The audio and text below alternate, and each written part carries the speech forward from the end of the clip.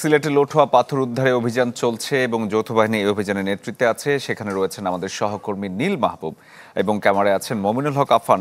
তিনি সরাসরি যোগ দিয়েছেন আমাদের সাথে। নীল, সিলেটের ভোলাগঞ্জের এই মুহূর্তের অবস্থা কি? অভিযান চলছে, একদিকে আবার পাথর লুটও হলো, আপনি কেমন দেখছেন এখন?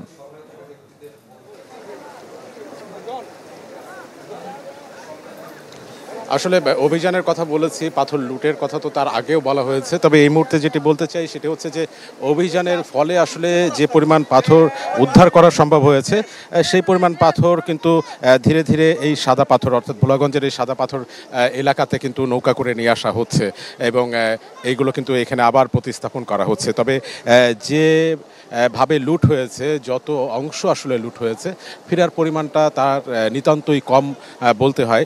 তবু উদ্ধার কাজ চলছে। এটাতে আসলে স্থানীয় বাসিন্দারা যারা আছেন, পর্যটক যারা আছেন, তারা বলছেন যে উদ্ধার কাজ যেহেতু চলছে, পাশাপাশি এই অভিযান পরিচালনার কারণে কিন্তু এখন পর্যন্ত আর কোনো লুটের ঘটনাও ঘটেনি। তো এইটাতে তারা আসলে বলছে আশা প্রকাশ করছেন। তবে তাদের একটি কথা, সেটা হচ্ছে যে এটাই আসলে শেষ সমাধান না। যারা পর্যটক তাদের সাথে আমরা কথা বলেছি, যে এই মুহূর্তে আপনি দেখতে পাচ্ছেন যে জেলা প্রশাসক তিনি আসলে পরিদর্শনে এসেছেন যে প্রতিস্থাপনের কাজ আসলে ঠিকমতো চলছে কিনা, এবং এই মুহূর্তে সাংবাদিকদের সাথে কথা বলছেন।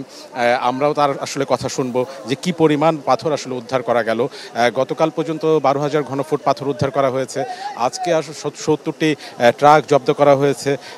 সেখানে হয়তোবা 35 থেকে 40,000 ঘনফুট পাথর থাকার সম্ভাবনার কথা বলছেন। তবে সেটিও নিরীক্ষার মাধ্যমেই আসলে সেই রিপোর্টটা প্রদান করা হবে যে এই জব্দকৃত ট্রাকের যে পাথরগুলো সেটি আসলে এই সাদা পাথর এলাকার কিনা।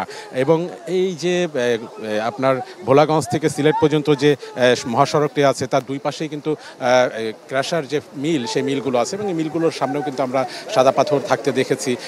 এবং তারা বলছেন যে এই পাথরগুলো 2-2.5 মাস আগের, কারণ তাদের বিদ্যুৎ যোগাযোগ 2-2.5 মাস ধরে বিচ্ছিন্ন আছে, তাদের কোনো কাজ আসলে এখানে হচ্ছে না।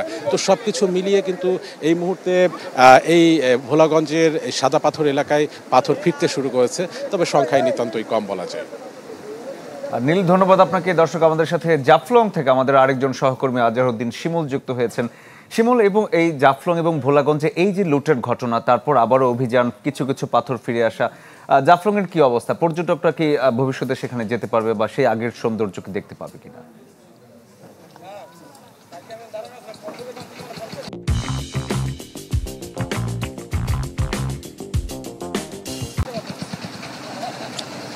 শরীফ, আমি এই মুহূর্তে রয়েছি জাফলং এলাকায়। আমরা যখন দুইটা লাইভ আমরা শেষ করে গিয়েছিলাম জুমপাড়া এলাকায় বেশ কিছু পাথর আসলে সেখানে ছিল। সেই পাথরগুলো আসলে সংগ্রহ করে জেলা প্রশাসনের যে নেতৃত্বে টিম রয়েছে, তারা কিন্তু এখানে এই মুহূর্তে পাথরগুলো আসলে 2টি নৌকা বোঝাই করে নিয়ে আসছেন। আমরা এখানে স্থানীয় যারা আছেন তাদের সাথে কথা বলেছি, তারা বলেছেন যে জাফলং থেকে আসলে যেসব পাথর আসলে লুটপাট হয়েছে এবং যে স্থানে আসলে সেগুলো লুকিয়ে রাখা হয়েছিল, সেগুলো আসলে তারা জব্দ করার জন্য অভিযানে নেমেছেন। এবং এখানে শ্রমিকরা কিন্তু যেখান থেকে, অর্থাৎ জুমপাড়া এলাকা থেকে সংগ্রহ করে যে পাথরগুলো নিয়ে আসছেন, সেগুলো আসলে পূর্বের জায়গা আসলে তারা প্রতিস্থাপন করার চেষ্টা করছেন। এবং আমরা এখানে যারা উপজেলা নির্বাহী কর্মকর্তা রয়েছেন, আমরা দেখেছি সকাল থেকেই কিন্তু যে টিম রয়েছে, টিমের সাথে তিনি রয়েছেন এবং আমরা এখন একটু তার সাথে কথা বলার চেষ্টা করব। আমাদের সাথে রয়েছেন গোয়েনঘাট উপজেলার নির্বাহী কর্মকর্তা জনাব রতন কুমার অধিকারী। আপনার কাছে জানতে চাইবো যে সারাদিন ধরেই তো এই অভিযান চলছে, আজকে কত ঘনফুট আপনারা উদ্ধার করতে পারলেন আর কতদিনই অভিযান চলবে? ধন্যবাদ। আমাদের অত্যন্ত সুন্দর একটি পর্যটন কেন্দ্র জাফলং। আমাদের এখানে যে 0 পয়েন্টের পাথর কিছু পরিমাণ এখান থেকে সরে গিয়েছিল, তো আমরা এগুলো চেষ্টা করছি সকাল থেকে। আজকে আমাদের অভিযান অব্যাহত আছে। এই পর্যন্ত আমরা 2,000 ঘনফুটের মতো উদ্ধার করে আমরা এখানে রেখেছি এবং আমাদের অভিযান কার্যক্রম চলছে, সেটা অব্যাহত থাকবে যে পর্যন্ত আমাদের তল্লাশি করে যেখানে যেখানে পাবো সবগুলো এখানে প্রতিস্থাপন করবো। আমরা দেখেছি যে সিলেট গোলাগঞ্জ রোডে আসলে অনেকগুলো চেকপোস্ট বসানো হয়েছে। এক্ষেত্রে আপনার নিয়ন্ত্রণাধীন এলাকা গোয়েনঘাটে কতগুলো চেকপোস্ট বসানো হয়েছে এবং সেটার আপডেট পরিস্থিতি কি? আমাদেরও চেকপোস্ট এখানে নলজুড়ি, এখানে একটি চেকপোস্ট আমাদের আছে। তাছাড়া অন্য রুটেও আছে। তো এই চেকপোস্টগুলোতে আমাদের নিয়মিত টহল অব্যাহত আছে এবং রাতেও তারা সারা রাত টহল করবে। ধন্যবাদ।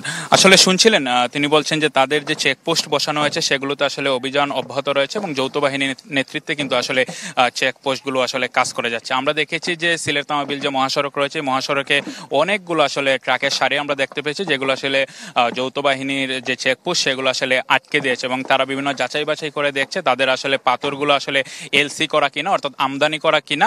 যদি আমদানি করা হয়ে থাকে এবং বিভিন্ন যাচাই বাছাই শেষে সেগুলো কিন্তু ছেড়ে দেওয়া হচ্ছে। এবং আপনাদের জানিয়ে রাখি যে পর্যটকরা আসলে এই খবর পাওয়ার পর নিশ্চয়ই আসা শুরু করবেন এবং এখানকার স্থানীয় ব্যবসায়ীরাও আমাদের বলেছেন যে তাদের আসলে জীবিকা আসলে নির্ভর করে এখানকার পর্যটকদের উপরে। তারাও চান পর্যটকরা এখানে আসুক এবং জাফলং এর যে সৌন্দর্যতা ফিরে আসুক। শরীফ। শিমুল, ধন্যবাদ আপনাকে। দর্শক, আমাদের দেশের চমৎকার দুটি পর্যটন স্পট সিলেটের ভোলাগঞ্জ এবং জাফলং থেকে আমাদের সহকর্মীরা যোগ দিয়েছিলেন।